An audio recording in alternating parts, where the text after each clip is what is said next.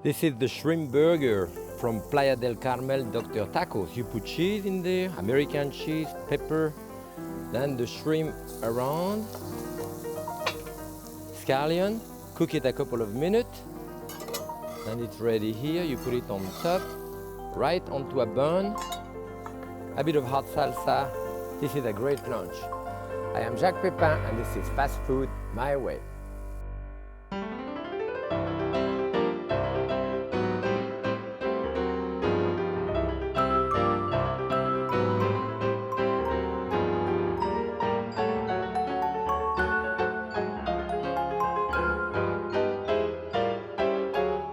Happy cooking.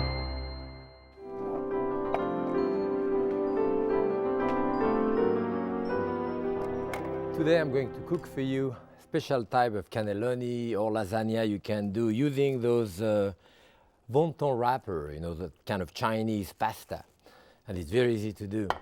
First thing that I do is the sauce. Take a can of tomato, directly in there. A little bit of Italian seasoning. You can use herbe de Provence, Italian seasoning. Use a couple of cloves of garlic, 2-3 cloves of garlic. Salt, pepper, and some olive oil. And that's it. Sauce is ready. Emulsify it. I use this actually. I use that sauce as a base for soup also. It's very easy to make. So here I have it here. A lot of sauce. And now the center of your cannelloni. I have, of course, ricotta cheese here. We put a couple of eggs in there. That's it. Some chives. And I'm going to put some chives right on top of the dish when it's finished. So I'm going to chop a little more chive than what I need now. Put a little bit in there.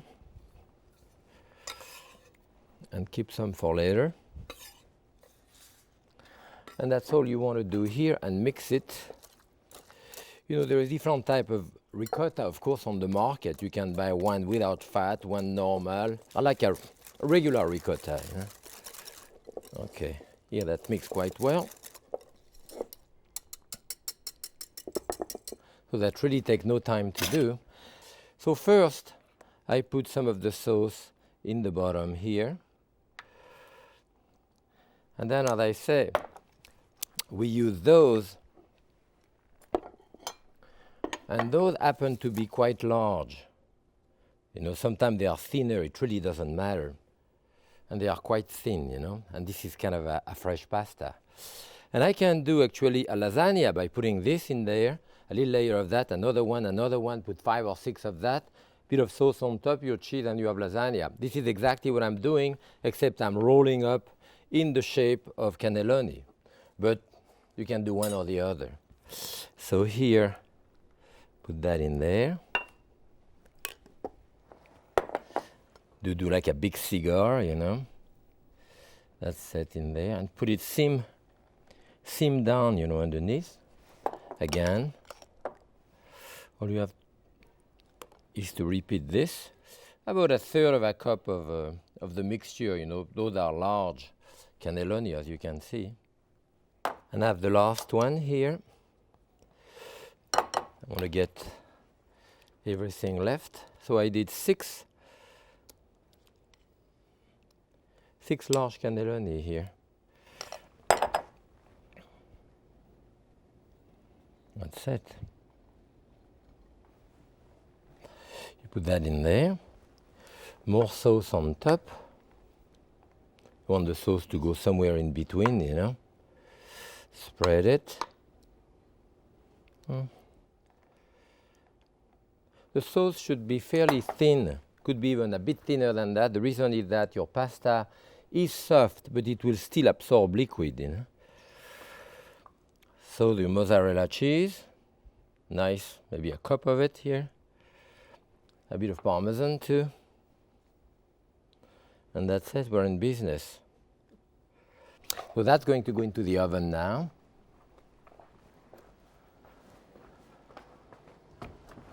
About 375 for like 30, 40 minutes, and that should be ready. Next, I wanted to do a very easy type of first course that I do often at home with beans. And in that case here, I use the large cannelloni beans and you drain them out. You can use that with, black beans as well as cranberry beans, or actually even the smaller pea beans, navy beans, great northern beans, all of those are kind of small white beans because we're going to do a puree with it anyway. So I put the vinegar, a bit of vinegar in there, a good dash of Tabasco, I like it hot, a couple of cloves of garlic, and for that maybe I'll crush the garlic a little bit to be sure that it's going to liquefy well. Well, maybe 3 cloves. To be sure that it's going to ground well, otherwise sometime in the whole clove of garlic like that turn around and you end up having larger pieces. So here, a bit of olive oil, and that's it. I have my base. I use that, at the first course sometime, and sometime for aperitif. You serve it for aperitif, on little toast, and it's great. A kind of hummus, the hummus which is done with chickpeas in kind of North African country. It's a bit of the same idea. That's probably where I get the idea anyway. So here we are. Here. A nice beans puree. So now we just have to put it together. And there is a lot of things that I have here. I have some croutons I put in the oven, some scallion, I have black olives, I have anchovies, I will have smoked oyster, even smoked mussel. You can use one or the other and it's fine. So this, maybe I'll cut a bit of that. Right there are the garnish or chives. Okay, so here, a nice portion here, be good. A few croutons on top. We have the scallion. Right away, you have a bit of color there. And the black olives here. Look at this. And if you want, then as I said, the smoked oyster is pretty strong. So you may want to put them, or you may want to omit it. Or as I say, a few anchovy fillet on top. This would be good. Probably put a dash of olive oil around though. Like this. And even as a finish, if you want, I put a radish, slice of radish on top. That look good. Give you a bit of crunch, different color. And here we are. This is a great first course and very easy to make.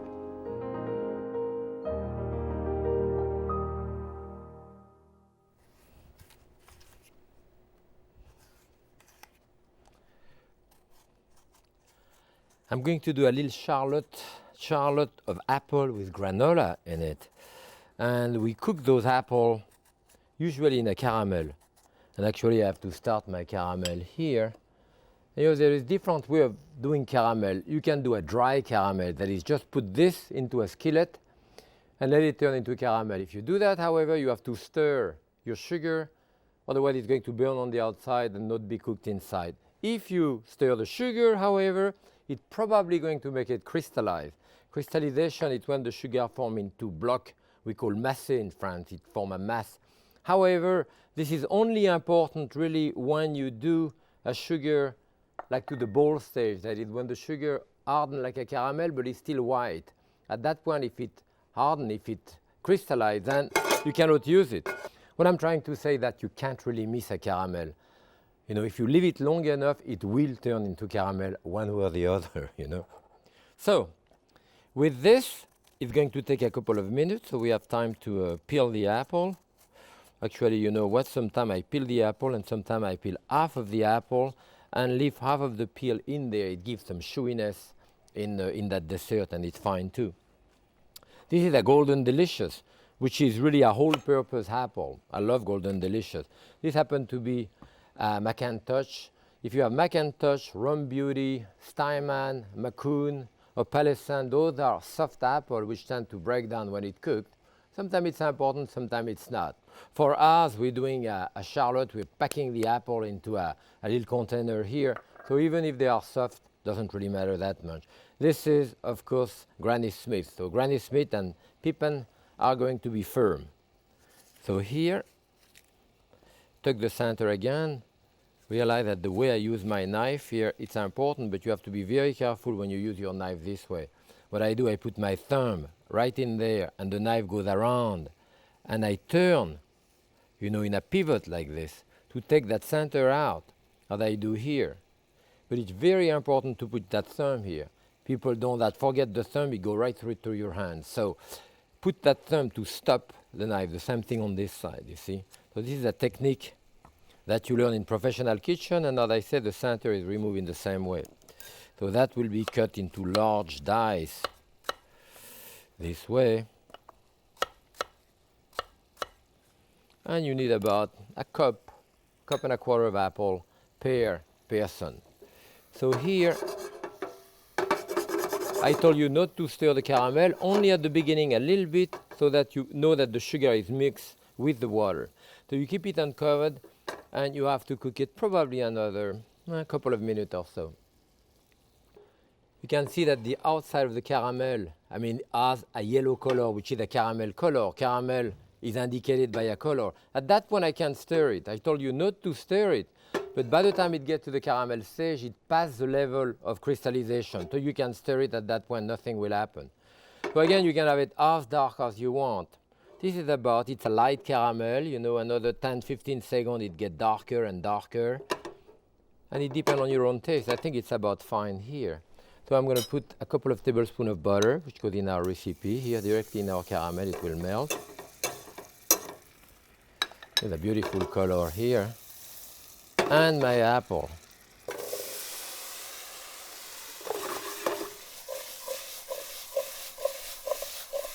You can see that caramel color here, which comes.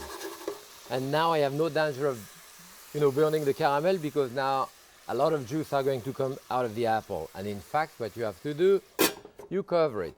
So the juice will come out of the apple, and it starts boiling together. Then you remove the cover and cook it a little longer. Sometimes you don't even have to remove the cover, depending the amount of moisture in the apple, until the apple are nice and tender and caramelized.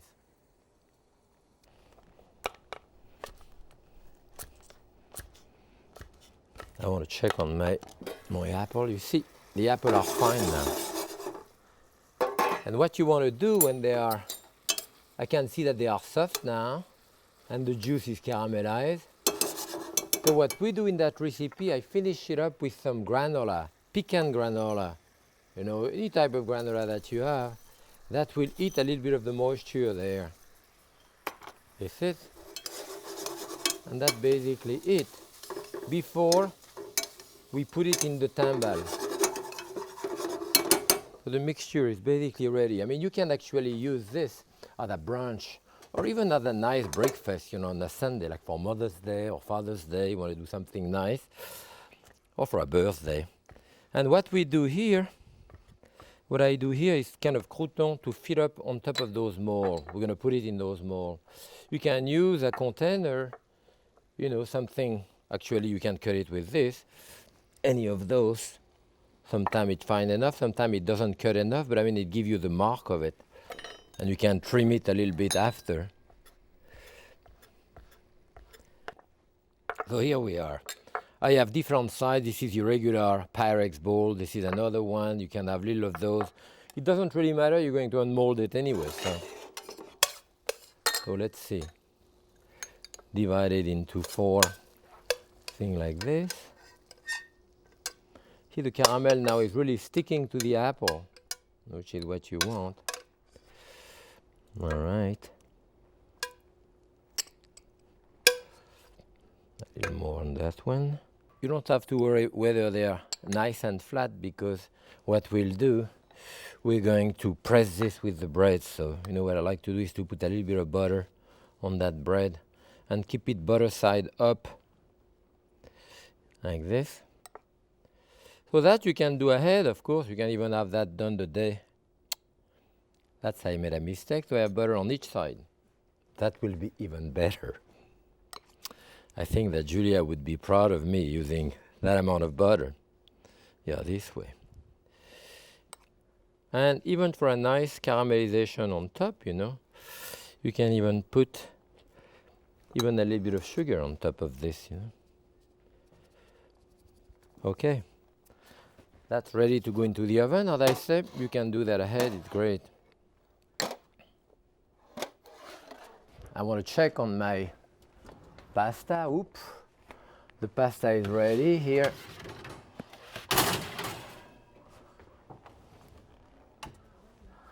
I have my lasagna here. I have another one that I did here, which is actually just line up like a lasagna, which we can see here.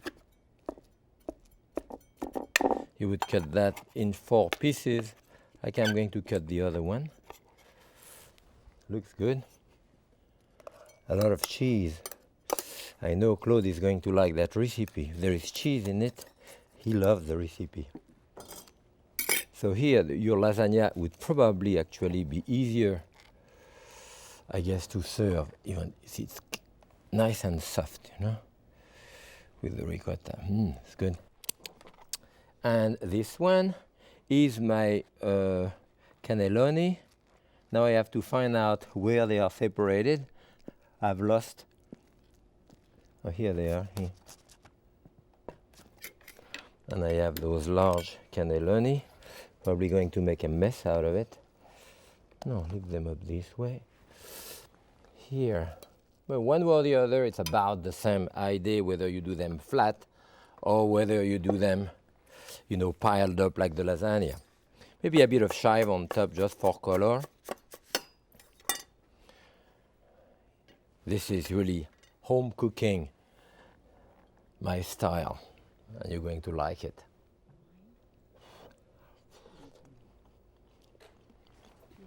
It's nice and delicate, this.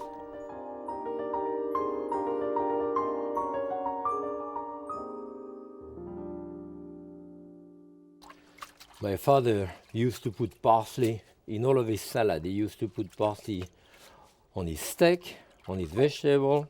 So I've done that parsley salad, you know, named after him. Or I mean, after his memory. So be sure to wash it properly, and this is a great dryer, you know, to dry your salad, because if you don't do this, you know, you may have 2-3 tablespoons sometimes of liquid left in your salad, and that destroys your dressing. See here, I twist it this way, and you can see that right there, you know, look at the amount of what I have in there. That could have been in my dressing and destroy my whole salad. So what I'm going to do is to serve that on a large toast like this. And what you want to do is to cut any type of large country bread like this.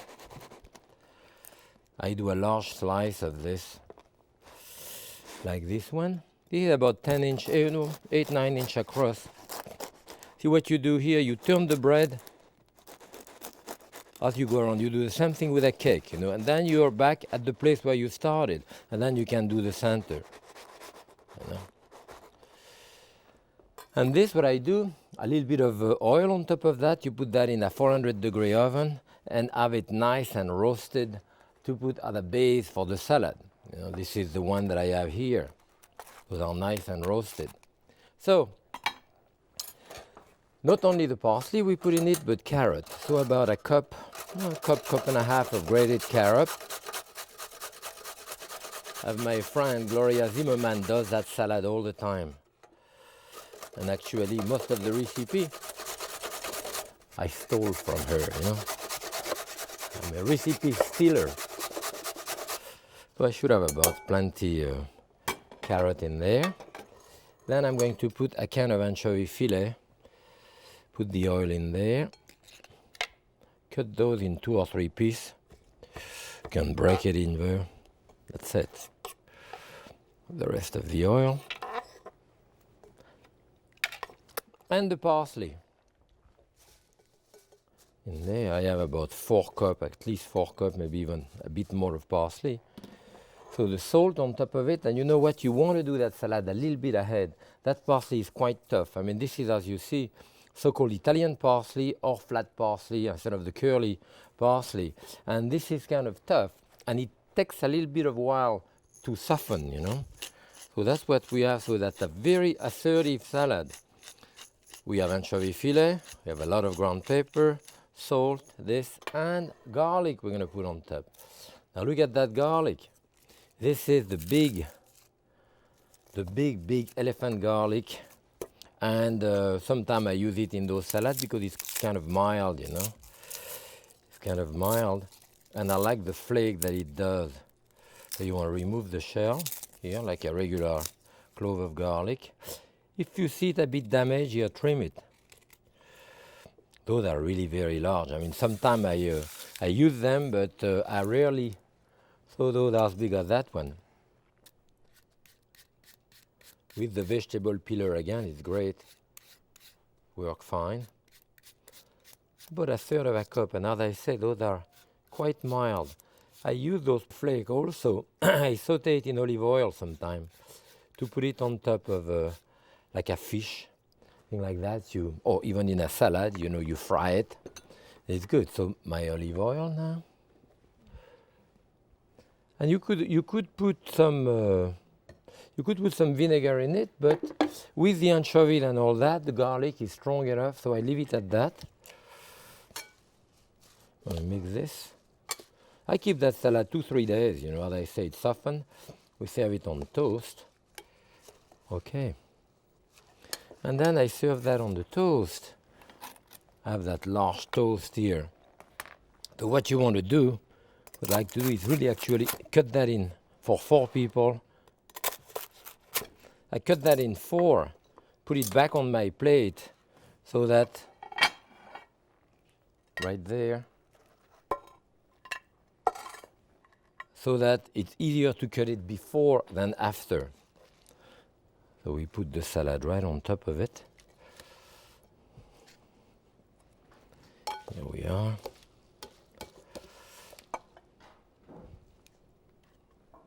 So you can take your part of the toast, you know, and have it here. Good. And even add a bit more color on top. We put hard-cooked eggs. I have a hard-cooked egg here. You can cut it with a knife or with an egg slicer. I want to do it coarsely here. And you know, if you want to omit any of this, it's fine. I mean, this is the type of salad where you can improvise too. The base is the parsley, the anchovy, the garlic, and I even added here some pumpkin seed, which give me a nice crunch, you know. So here I have a beautiful salad, which you can use even as a brunch main course, you know, that would be very nice, or as a lunch main course. So we have a very earthy type of meal today, you know, with a puree of white beans and then that salad and our cannelloni or lasagna. And of course the dessert here, let's see how those things are doing. They're still pretty hot. You know, sometimes you may want to run your knife a little bit around to be sure that it's going to unmold. And then you can turn it on your crouton and shake it a little bit. That's it, you know. So it's caramelized. You can add a little bit of what's left inside. Put it right there. Especially my fingers are full of garlic, so here it is. And maybe this is on top of it or on the side. That's a very earthy type of dessert too.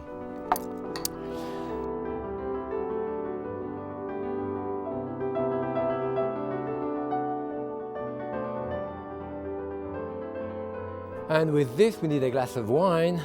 And what else? I have a beautiful Chianti Classico here, serving with the lasagna and that great salad.